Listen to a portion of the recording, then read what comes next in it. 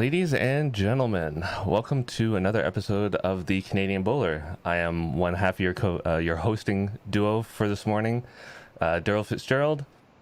And as you can see, over to the left side of your screen, it's not Luke Caldwell today, it's Michael Patulli. Michael, thank you for filling in for Luke today. Not a problem. Happy to be here. As you know, life happens. Luke has been working Saturdays, so this Saturday he was unable to do the podcast. We will be shifting our schedule a little bit. We'll get into that a little bit later. But we are happy to have the third person of this team being able to fill in and keep the show rolling. To kick things off, I'll do some housekeeping. Don't forget to like, subscribe, follow us on Facebook, follow us on Twitter. We get all the announcements. We tell you when we're going live. We feed news stories when we can, all that great stuff. Every subscription to this channel, every like to this video and other videos on our channel helps us out so much, and it is a huge thing for a small price. So every time that you like and subscribe, we do appreciate it. We are above 600 subscribers now, and we're pushing for 1,000 by the end of the year. So thank you to those who have already subscribed, and for those that haven't, please click that subscribe button. Here's our socials. Canadian Bowler. On my side, obviously Mike is not Luke, but that's Luke's socials over there in case you want to follow him. We will always be in touch. If you want to send comments, if you want to send news stories, things you want to talk about, make sure you hit us up and let us know what you want to talk about. So Mike, how about we just kick things off with something really exciting that just happened, which is BPL 13. BPL 13 just wrapped up this week with some exciting games. If you're not watching it, make sure you go and watch it, even if it's just the finals. It's an exciting format. It's an exciting look at bowls, and possibly something we can port over to North America at some time to make our bowls even more exciting. So with that, I'll just quickly go over the recap. Your BPL 13 champions for this year, Tweedhead Ospreys. They were a dominant force right through the entire week-long session. I think they went 13-1. I'll let Mike get into more details on that, but such a young, dynamic team. They dominated right through the whole thing. Lost one game, and everybody else seemed to be hit and miss all through the week. Mike, what did you think about BPL 13? Well, I thought it was a really good event, honestly. Very evenly matched all throughout, like sort of as you've hinted there. Like I think we had 4 teams tied for the last, or it would have been 3 teams, I guess, looking at it now, tied for that last playoff spot. And then it really went down to the last round where I think it was Melbourne, the Melbourne Roys missed out by 1 win. So you had 4 teams in contention going into the last round. So it was quite an exciting event through the end because everyone was beating everyone. And the only team that seemed to be a little bit above everybody else was Tweedhead, where 13-1, they were dominant all throughout. And in the final, you're hyping up to go watch the final. I'd say almost stay away from the final because it's probably the most dominant finals that we've seen for a BPL final probably ever, where I think they won both sets quite handily. So it wasn't the best game in the final, but still worth probably watching if you want to see sort of the exciting format where Tweedhead dominated that game. Yeah, Ralph Ellis saying here, it's a nice structure for a TV audience with sets and games and kind of bite-sized portions. You're not sitting there for hours and hours on end if you just want to watch your favorite team or your favorite player. Really good format. And I'll agree with you, that final, and really Tweedheads right through the entire thing, it was amazing to watch. They were just dominant. The 3 players, Chloe Stewart, Corey Wedlock, and Aaron Tays, just phenomenal.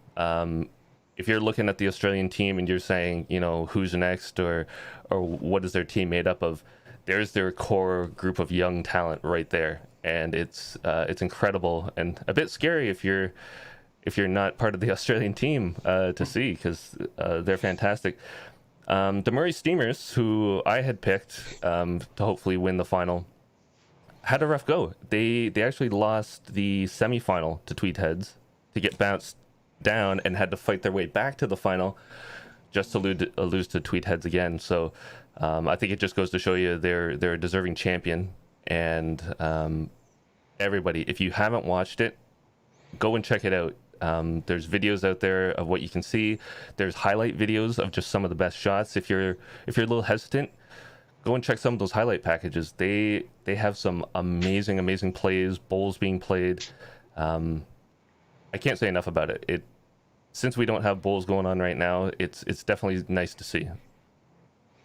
Yeah, for me personally, I enjoy just watching as you're saying, the highlight packs videos, because they also throw in sort of the atmosphere that you get with that event, where they've got music playing constantly in the background and there's quite a bit of spectators around the green and they're having a great time. Like, they start singing and it's a sing-alongs type of thing. So it's actually quite fun to watch that. And the players, you can see, even enjoy listening to the fans singing and getting into the atmosphere. So it's definitely worth a watch. If you've never seen it before, you're not familiar with it, Bulls Australia has lots of videos and lots of good content to put it up on their website.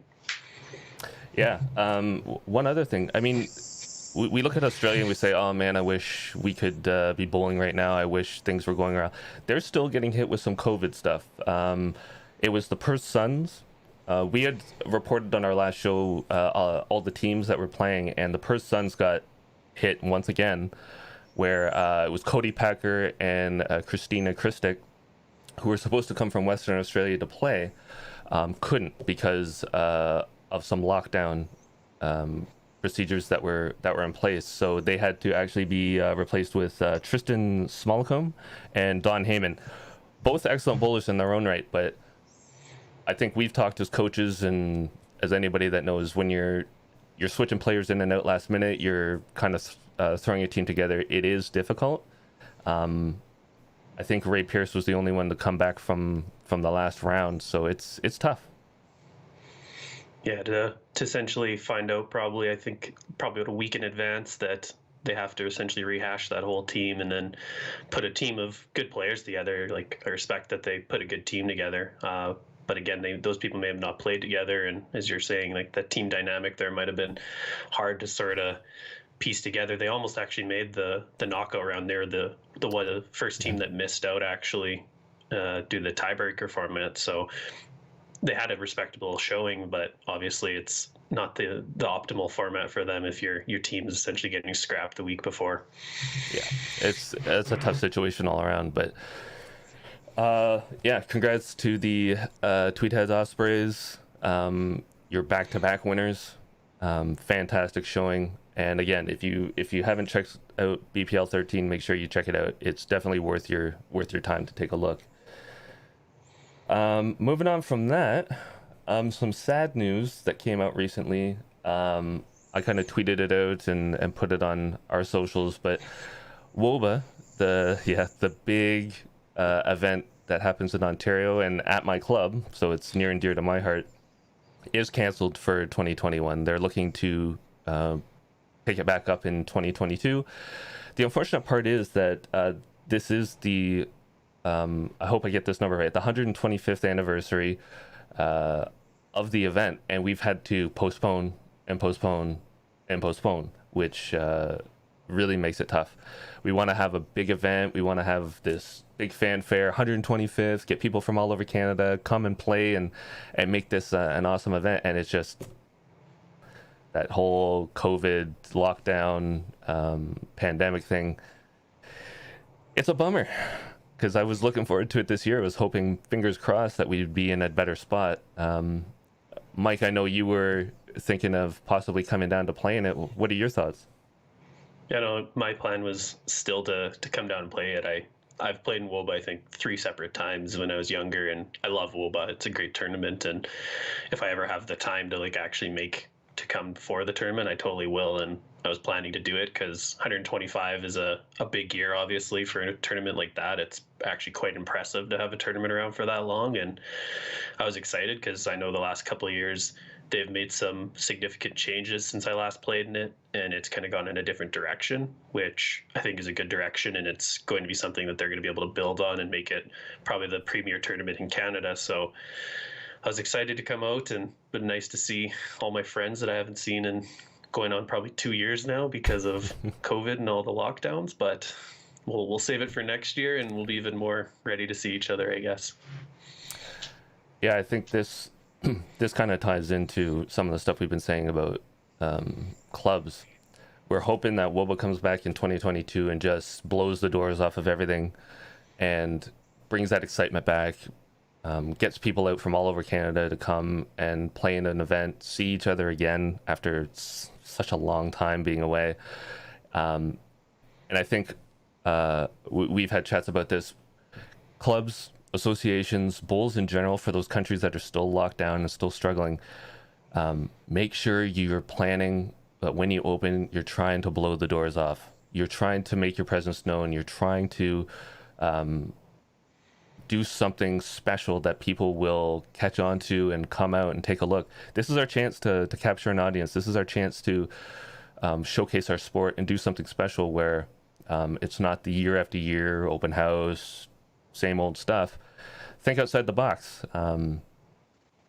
And I think Mike is probably going to be in agreement with this. We want bowls to bounce back strong.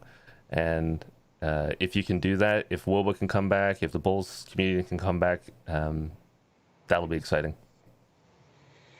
Yeah, like I think it's a huge opportunity whenever things do get relaxed and opened up again to obviously, as you're saying, blow the doors off the place, because you can really bring in a whole different group of people. There's going to be people itching to go outside. Like, I know for me personally, I want to just go outside and frolic in the park, essentially. So it'd be great to kind of capitalize that for anybody. Like, I think anyone that's been locked in for over a year now, you're kind of itching to get out there, do things. And golf, I know specifically, has had significant growth over the last year, because it's about the only sport you can do, and in a lot of the areas we're kind of an alternative to golf. And once things kind of do get opened up, I think it would be a good idea to try and blow the doors off the place, as Daryl's saying, and get as many people as we can back into it and really get bowls rolling. No pun intended. Yeah. So before I move on to our next topic, for those of you in the chat, let us know what you want to talk about. Get lively in the chat. Tell us what you're thinking, any news stories, anything going on in your province or at your club. Let us know your thoughts on the topics that we're talking about. The engagement from our audience is something that we really enjoy, and we want to build a community of really great people, and we have it so far. But make sure you're chatting. Make sure you're out there letting us know that you're watching. All right. Ralph Ellis says, it amazes me that frisbee golf is in the official regulation for Ontario. So Ralph, are you saying that? I haven't read, I'll say that up front, I haven't read all the regulations, but frisbee golf is one of the ones that's out there and able to be played? That's interesting. Another thing we wanted to bring up, it's Canadian, but both Canada has redesigned their website. The reason we wanted to highlight this is in our past shows, we've been talking a lot about social media, websites, clubs, advertising themselves, promoting themselves, getting a presence online. And I think that's something that we needed to see from our official, top level organization. So what I want to do is I'll give everybody a look at it, if I can. Yeah, you can see they invested in some new graphics here, so we got some animation going, which it's kind of the more modern thing that you get on a lot of sports websites, is sort of animations or graphics to replace old photos. We got Daryl Fitzgerald throwing on the mat there in the Team Canada uniform. So that's a good one to see. In general, I like the change it's made, because I think they probably had that last website for close to 10 years, and it had kind of been the same thing for quite a while there. And if you click around here, there's lots of new photos, lots of new graphics, and I like how it looks personally. And when I kind of clicked around in it last night, it actually is pretty easy to get from spot to spot and see the different information that you're looking for. So it's pretty user friendly too. So if anyone's looking, I'm pretty happy with the change they made, as you're saying, keeping modern, keeping with the times, and I think it's a good step forward for Bulls Canada. Yeah, I would agree with you. I think the design is really good. It's a lot. I like it a lot better than the old website for sure. But it's a good presentation for clubs and our organizations to look at and say, here's a really good website. We need to get our presence out there and entice people to actually go through and look at stuff. A lot of the times, the first thing I do when I go to a club, or I'm going to go to a club or an event, even let's say out of province or out of country, I'm going to look up the club that I'm going to. I'm going to look up and see, do they have a Twitter? Do they have an Instagram where I can see pictures of it? Do they have a website that's up to date so I can see, what does their club look like? What events do they have going on that I might be interested in? All that kind of stuff. When I go on and I see like an old GeoCities website with clip art posted everywhere and under construction, that kind of stuff,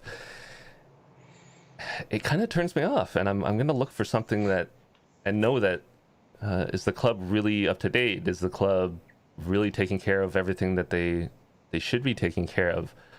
Why don't they update their website? Like, why is the tournaments from 2010 kind of thing? It's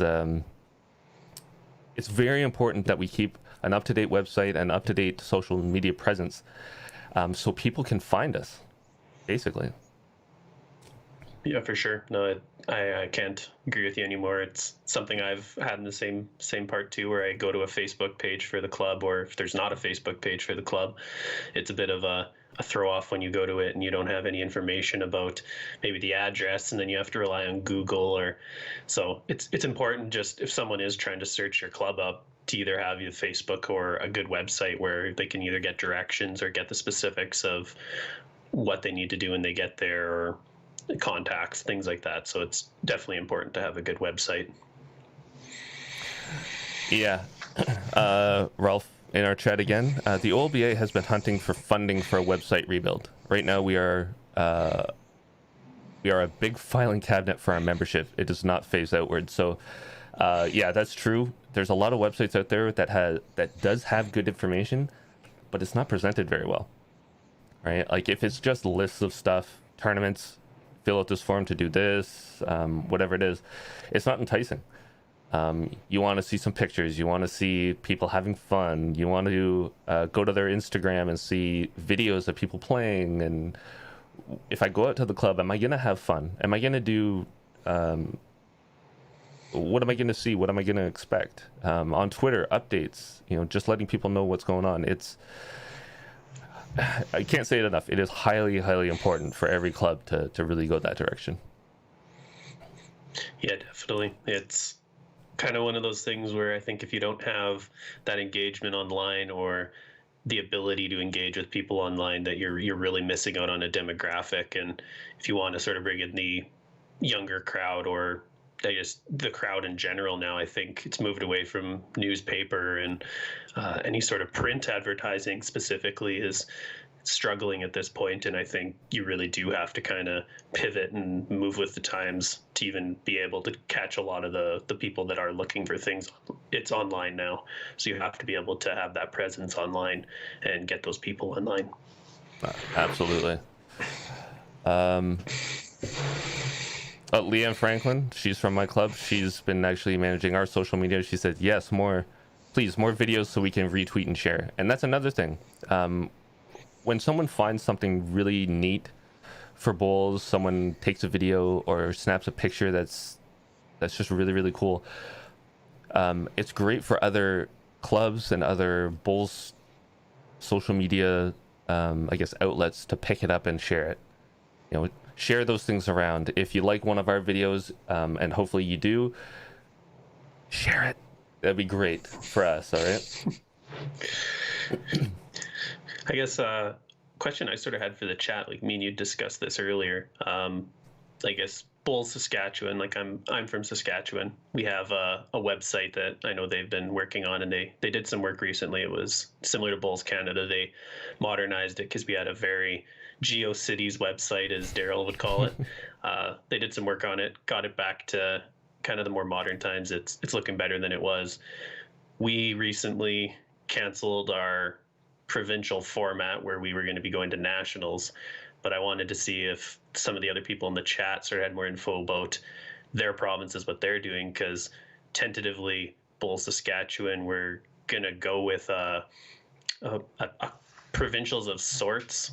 They're kind of doing a north-south format for Saskatchewan, where you're going to do playdowns kind of in your area, and then the top two teams from the north and south would play down in August, kind of around when nationals would be typically.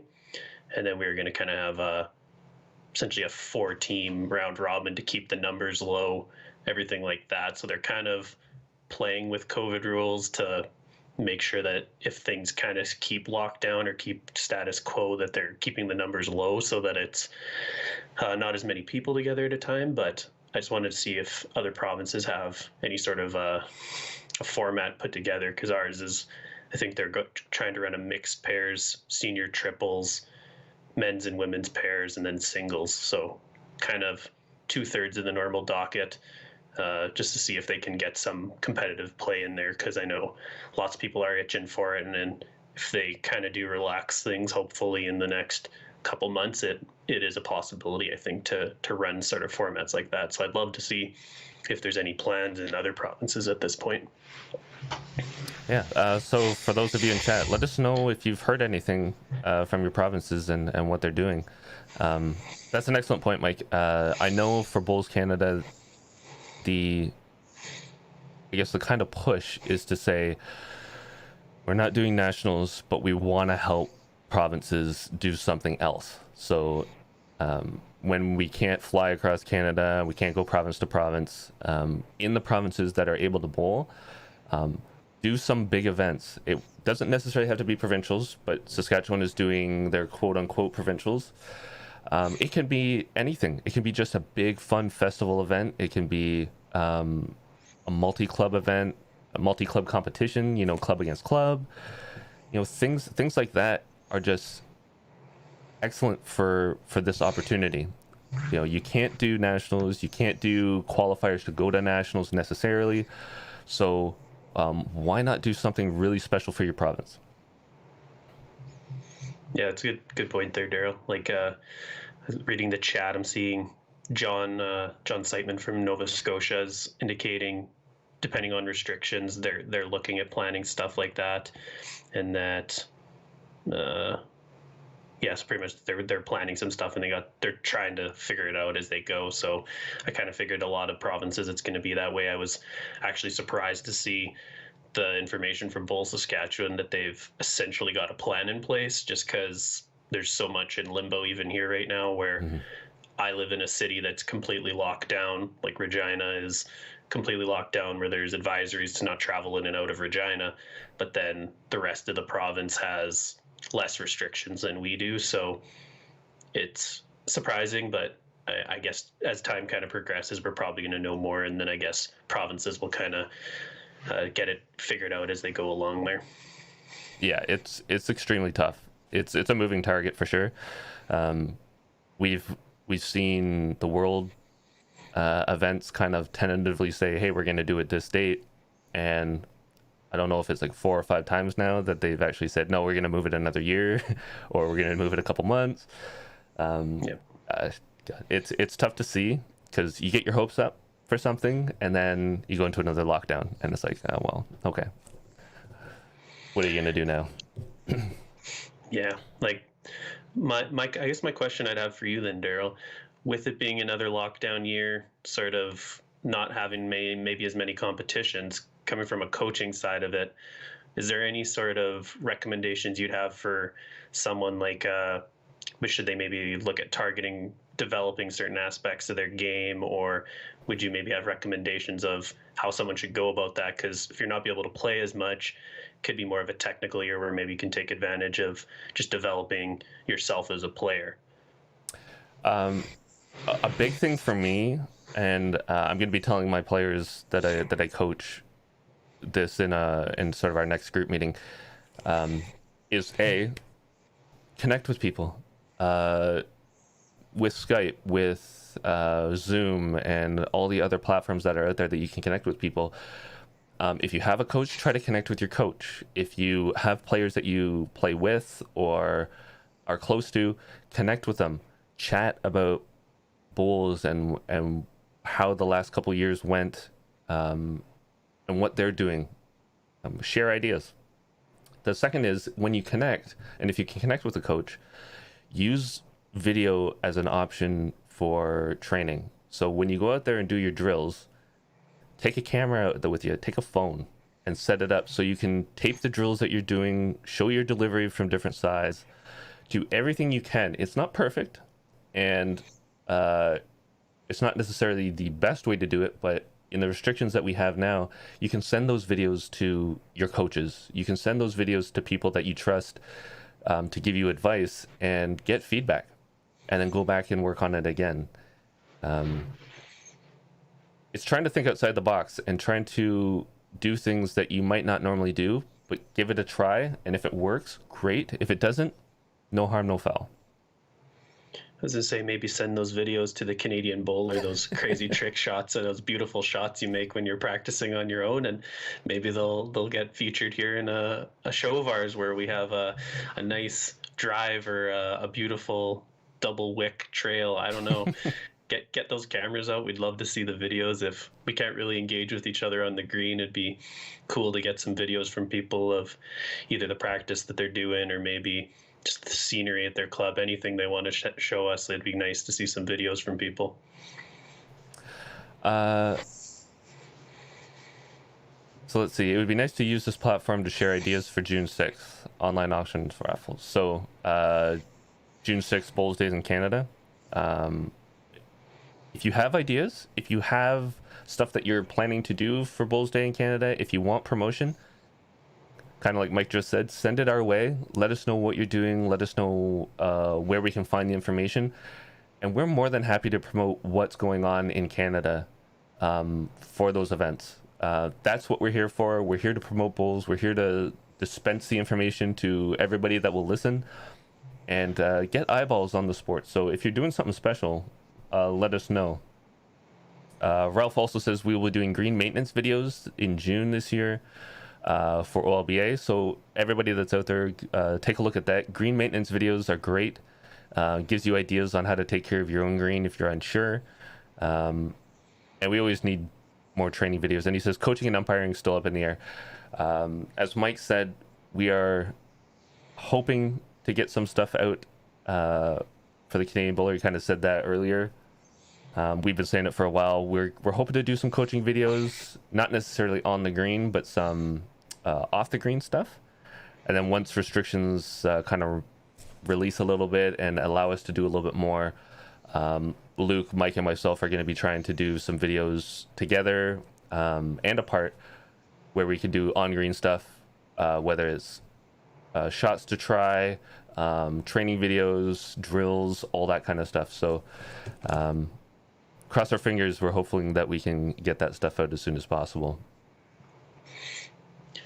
Yeah, the Bulls Day is definitely a big thing, I guess, coming up, because it's going to kind of be the first and only major, I guess, point in a lot of calendars here. So I'm hopeful that we're going to be able to be open for it in Saskatchewan, because I know we did something for it last year, and it was a pretty good day in general. And then as Ralph was sort of stating there, participation, I think that's how it's pronounced, they have a grant where you can get a 450 to 550 per event. So if your club is running an event for Bulls Day in Canada, potentially look into that, because that is helpful if you're wanting to either advertise it or get some sort of food, whatever you want to call involved with that event, it's definitely helpful to have a little bit of funding behind you. So if your club's looking into doing something for it, definitely look into that grant. And I know Ralph is pretty open to answering questions too, so if you do have questions about it, I'm sure Ralph would be open to answering your questions, because he's pretty active on Facebook specifically. I know he's posts in the different clubs and everything like that with different information, so thank you for that, Ralph. Yeah, shout out Ralph. He's definitely been the grant man, the money man here in Ontario, and I know he's posted it so every province can take advantage of his stuff. He just posted his email in the chat, Ellis at oba.ca. It's great to get the money. Make sure that you're trying to get as much funding into your club as possible, but don't forget, make the most out of that money. Have a plan, have something that you're going to be doing, something you're going to be promoting. Do something really, really exciting for your club to get yourself on track, because grants aren't always going to be out there. You're not always going to be able to get them. So when you get the money, make the most out of it so that your club is better off in the long run. Yeah, like for going into that about the grants and everything, like we recently, Saskatchewan Regina Lawn Bowling Club is where I play out of. We got the New Horizons grant, so that's probably the biggest one that you can get in Canada. It's pretty hard to get. We got it, and our club's actually earmarking it to buy 20 sets of colored bowls. So that's the one thing I'd say we kind of been lacking, because we do have our B Cubed League, which is a lot like Saskatoon's social league, where they're playing on ours is on a Thursday night, and it's kind of recreational drinking involved, bringing the people in, having some meals. So it's a very social, good atmosphere. We brought in a lot of people the first year. Last year they ran it kind of limitedly because COVID issues. So that was one of our problems, is we only have 2 sets of colored bowls in our entire club. And I'm pretty sure they're the first model from like the early 90s. So it is really good earmark to take that money and put it to something like bowls, because if we can get that 20 sets of colored bowls, have them in different sizes, it definitely livelies up the game, and new people trying it, I think, kind of find it a little more interesting to have something that's got a little color to it than the old traditional brown and black, which my club has lots and lots of bowls, but every one of them's brown and black, so it's pretty hard to differentiate them unless you actually really pay attention to the emblems. And for newer people, it's hard to kind of pick up that there's different emblems on the bowls and everything. That's one of the hardest parts I've found, is you get people out, you get people rolling, but then you start trying to explain the sport and how it scores, and they're picking up the wrong bowls because they're just looking at a black bowl, they're not looking at the emblem. It's something that you don't want to have to explain. You just want to say, hey, you have a pink set, so those are yours. You have an orange set, so those are yours. That's so much better than trying to explain everything. Yeah, I couldn't have said it any better. That's probably my least favorite thing about teaching the newer crowds, is when someone goes and throws and it's the wrong bowl, and they're like, oh, I don't have all my bowls down here. And then you look at the other end and someone threw in because it was brown and theirs was brown. So it's hopefully the extra color sets will help us out, because I know with all the groups we have coming through our place, it definitely is needed. So thank you, New Horizons grant. Ralph saying, get those 444 bowls, or 000, or quadruple zero bowls is what I meant to say. The pea shooters. So there are more sets and sizes available now, which is kind of neat. So for those that struggle to use regular size bowls, it's great to have those options out there for them as well. Yeah, like I know specifically my wife's friend and her, they joined our club a couple of years specifically when we were dating, not married, and her friend has very, very small hands, and I remember double zeros, she struggled to hold double zeros. So maybe the club will have to get some triple and quadruple zeros, and maybe she'll come back and give it a go again, because she'll have bowls that are actually fit for her hand. That's one point.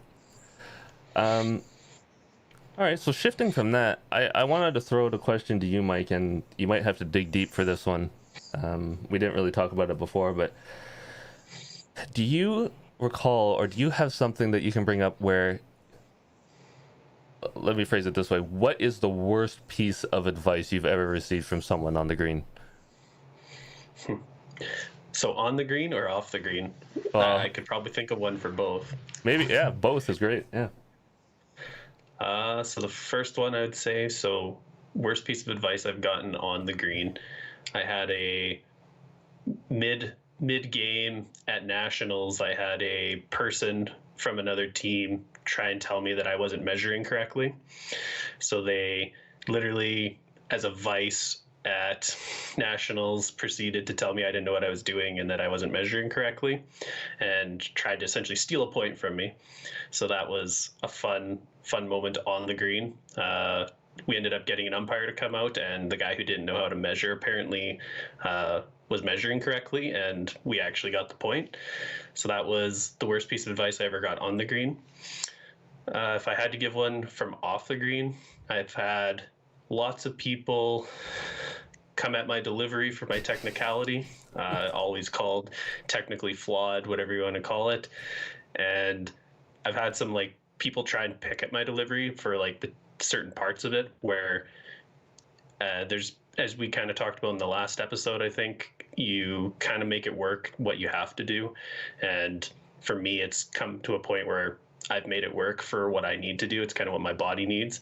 And I've had lots of people try and change how I move my leg, how I stand on the mat, things like that, and it just doesn't really work for me. So it's one of those things where off the green, I've had lots of input about my delivery, and unfortunately, a lot of it hasn't worked. So I still got that technically flawed, janky delivery.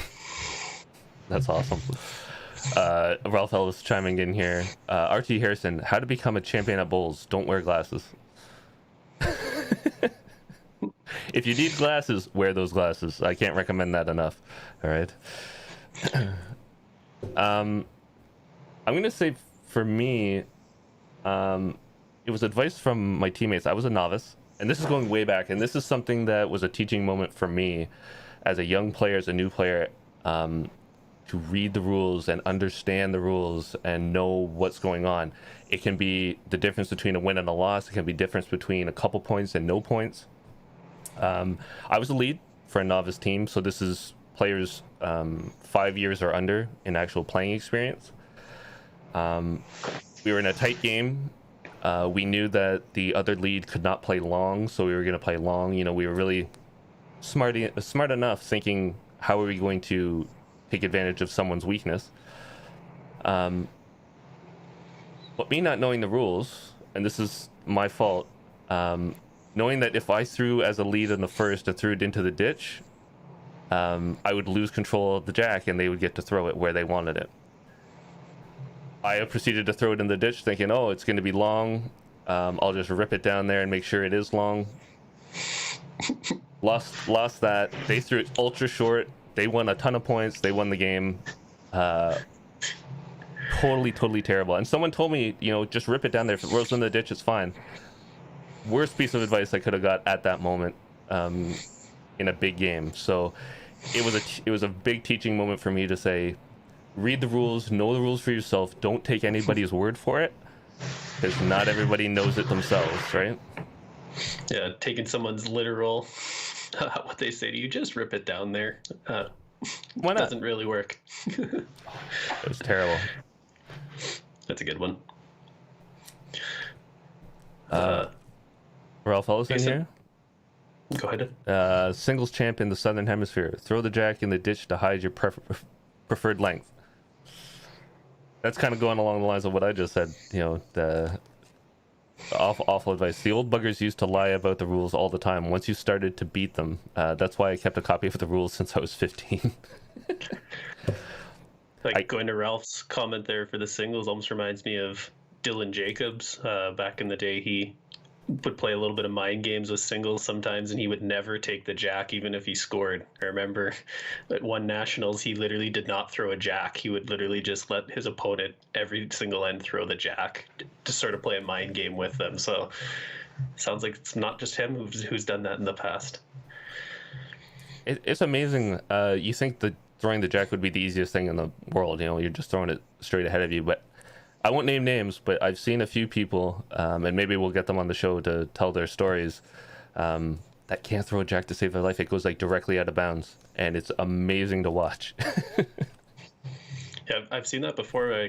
But not to call my mom out or anything, but my mom played skip a lot for a very long time, and she proceeded to play mixed pairs with my brother. I think it was about a decade ago they played.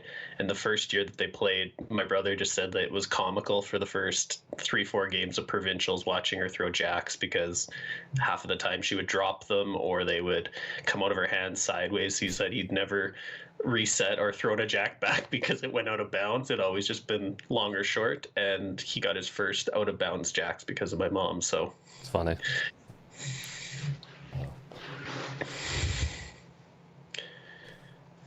So I guess we had a comment in the chat there. I just would go back to it. So do we recommend any specific programs or apps for members looking or booking local games at their clubs?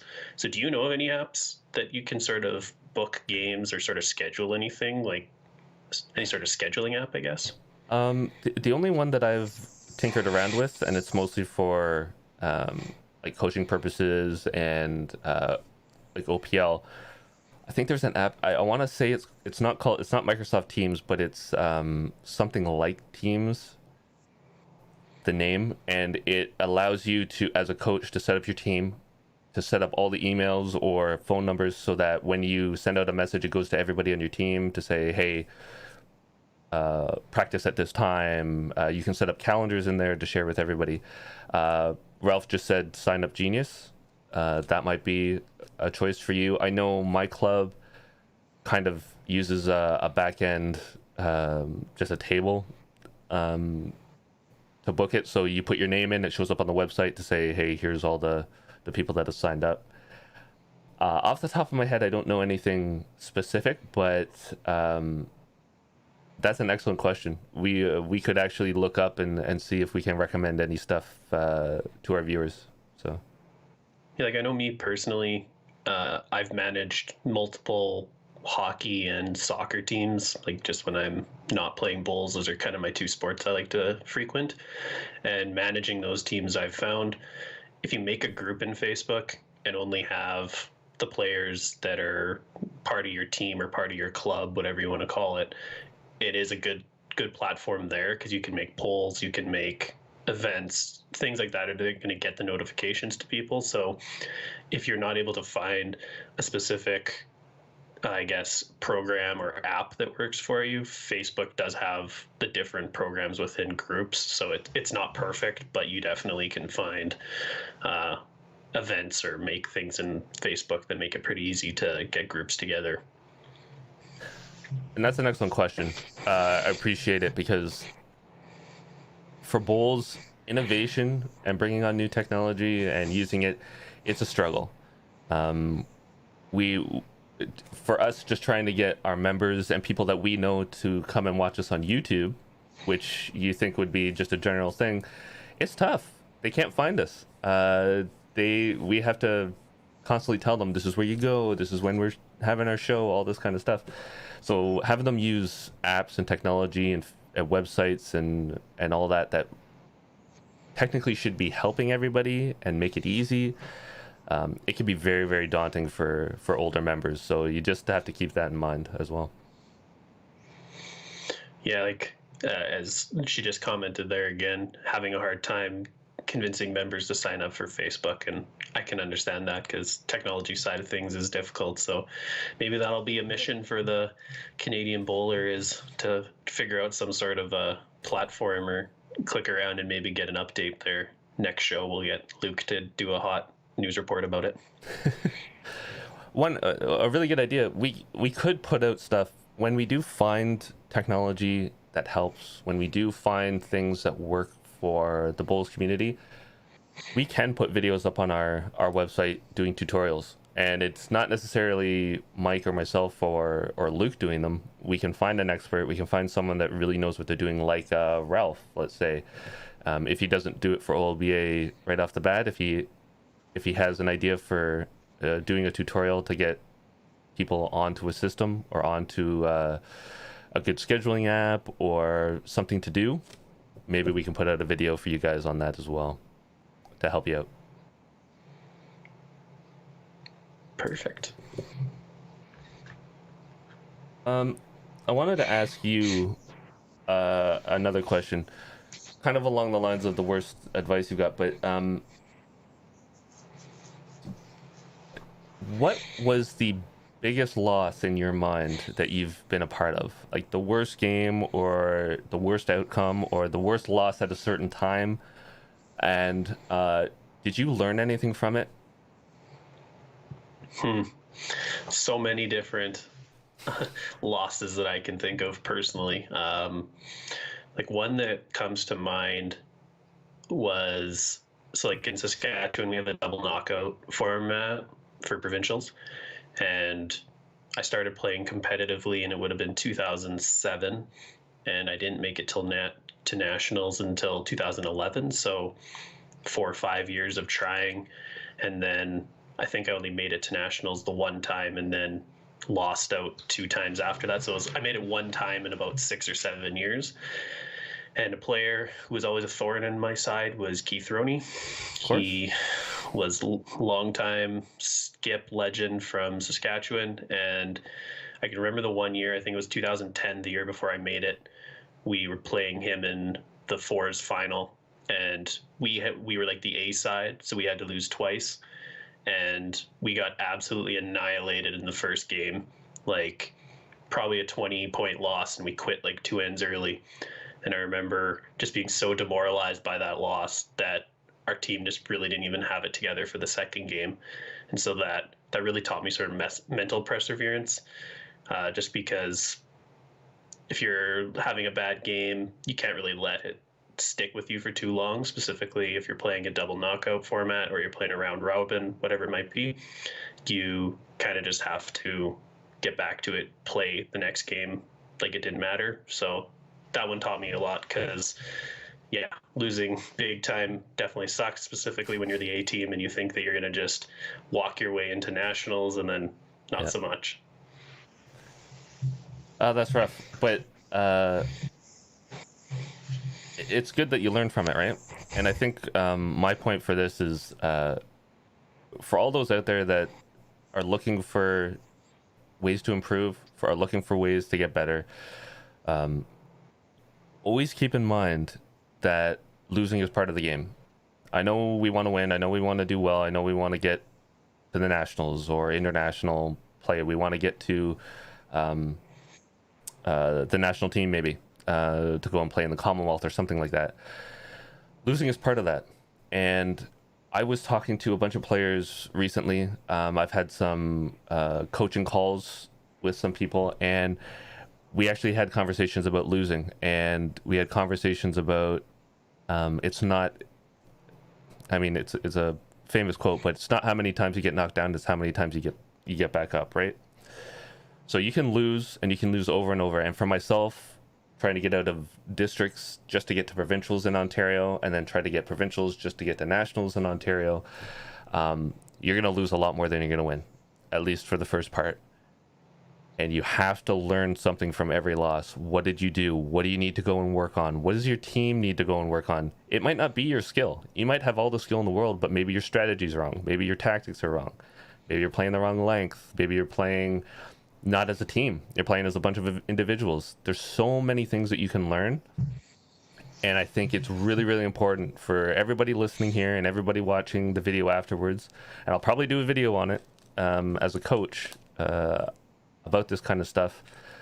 But definitely learn from all your losses. Don't just let it be a loss and let it go away. Learn what went wrong and make sure that you work on fixing that kind of stuff. Yeah, I definitely agree with you. Learning from losses is a huge thing. You got to kind of get everything you can out of a negative situation, or make lemons out of lemonade, I guess, is that you really go out there and take whatever has happened to you, do your best to learn from it and improve from it, because losing does suck, but you're always going to be able to gather that team played better than us, they had better tactics, whatever it might be, and then you can usually move forward from whatever happened. And Mike, if you can make lemons out of lemonade, I'll sign up for that. Yeah. I switched it around, I guess. Good catch there. That's funny. Well, we've had a window go astray here. I got smaller. Yeah, I'm just gonna center you here, fix you up. Okay. I don't know if I have many other questions to ask you. Go through some of the chat here, but I mean, Dave Anderson says too many to count. Remembering is painful. Now you've blown up. Now you're giant. All right. Let's just do that. 1982 lost Ontario first final in a 5-end playoff with a skip who was an alcoholic at the time and 2 front-end players with hangovers. That's a tough one. Skip stopped drinking in 1983. Okay. Hey David, Ontario first final at an end green in Brampton against Mr. Ball. And most players lose once or twice at the Ontario Championships before winning, unless you were Dave Hope. All right. So, really, I think the takeaway from this is everybody loses. Okay. Ralph has won a bunch of stuff. Dave Anderson has won a ton of stuff, played internationally. And as you can see, losing is part of the game. So don't ever get down on yourself for losing. Don't ever get down on yourself for having a bad game, having a bad week, having a bad weekend. It happens to the best of them. So just losing equals learning, right? Definitely. So I guess was that all you wanted to cover here today, Daryl? Yeah, I think so. I think we had some good chats. I think I asked some of the questions that I wanted to ask, and it was really nice having you on here, Mike. Glad to be here. Whenever Luke decides that he needs to work and earn a living, I'll definitely be able to sub in because I don't work on the weekends. So. So guys, you never know when you're going to get another bearded duo stream here from the Canadian Bowler. Mike has obviously got a nice big one compared to mine. Mine is getting nice and gray now. But we're happy to make sure that this show keeps going on, whether it's Luke and myself, Mike and myself, or Mike and Luke at some points. Because sometime soon I may lose the ability of doing streams all the time. We are going to possibly be moving the show to Sundays to accommodate some working schedules and some stuff that's going on. Make sure that, as we said before, you like, you follow, you subscribe, you get notifications from our YouTube channel. Check us out on Twitter, check us out on Instagram. You'll get all the updates. We will be posting if we are changing the date, when we are going live. We always try to give a 15-minute kind of heads up saying, hey, we're going live in 15. So just make sure that you check those out, because that's where you're going to get your information. If you have any questions, if you have any comments, if you have any stories or topics that you'd like to have discussed, shoot us a message, shoot us an email, canadianlawnbowl@gmail.com. Just get in contact with us. We are happy to take your information, promote your club, promote your event, and talk about the stuff that you guys want to talk about. That's what this is all about. So with that, on behalf of Mike and myself and the super bearded stream for today, I will say have a great afternoon, and may all your bowls be touchers.